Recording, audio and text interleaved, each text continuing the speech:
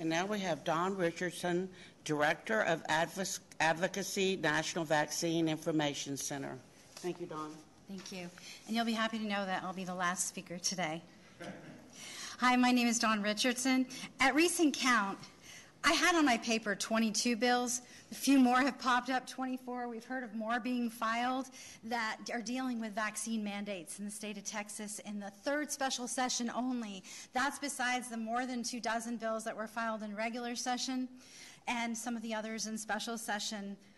You know, it is highly disturbing that so many legislators have been responding to their constituents who are calling them saying that their jobs are threatened, and yet these bills are not moving in this special session. Most of these bills have not been assigned to a committee. They've not been scheduled for a hearing, and we are limited where the call for the special session is limited to explore the question on whether or not the government can mandate vaccines. You've heard we need the governor to add this to the special session to the call. We also need leadership in the House and the Senate to allow and help support these bills move forward. Texas, the citizens of Texas deserve to have our elected representatives debate these bills on the merit and talk about them. Squashing them at the outset and not even giving them a chance, that's not acceptable. These brave men and women who have filed and co-sponsored these bills deserve to have the bills heard, and the people deserve to be here in the Capitol to testify and make our voices be heard. The notion that Texas doesn't interfere with business was very well documented by Senator Bob Hall. I also just wanted to add to the fact that the governor had no problem shutting down businesses over COVID that resulted in many businesses having to close their doors forever. So he should add this. We have to set some reasonable limits. It is unreasonable to force a person to take a vaccine that can possibly cause injury and death.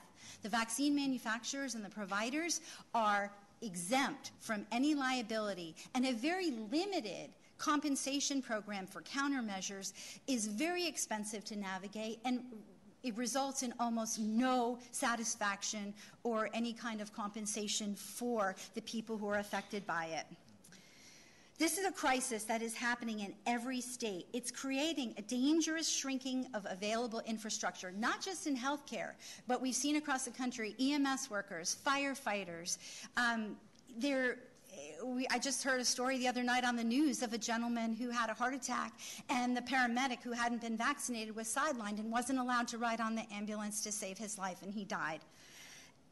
You know, I work across the United States. I work with legislators in all the states, and this session alone, 49 out of 50 states filed legislation that would limit either or prohibit vaccine passports or vaccine mandates in some capacity, and 20 states have passed them so far. We were very fortunate that we had Senate Bill 968 that was passed here in Texas, a vaccine passport ban, and what that does, where the governor signed it, it prohibits businesses from asking someone to identify their vaccination status in order to have access to that business. Another regulation on businesses that was very much needed. So the governor signing that bill should have no problem signing a bill that also says businesses can't go too far and require something that's going to last and alter their immune system that can cause injury and death far beyond the hours that they're on the shift or the years that they're on their job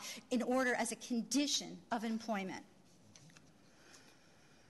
We implore the governor to add the mandates to the call, and we implore the leadership of the House and the Senate to add these bills and help support these bills, move through the process, and let the legislative process work. Let the citizens of this state contact their legislators, continue, and let's put up a strong message to Washington. Don't mess with Texas. Don't mandate the vaccines from afar. We're going to decide that, and we're going to protect our employers and every single person in this state so they can make their own informed consent medical decision about what they do with their children's bodies. Thank you very much. And I lied. Jennifer is going to read the congressman's statement.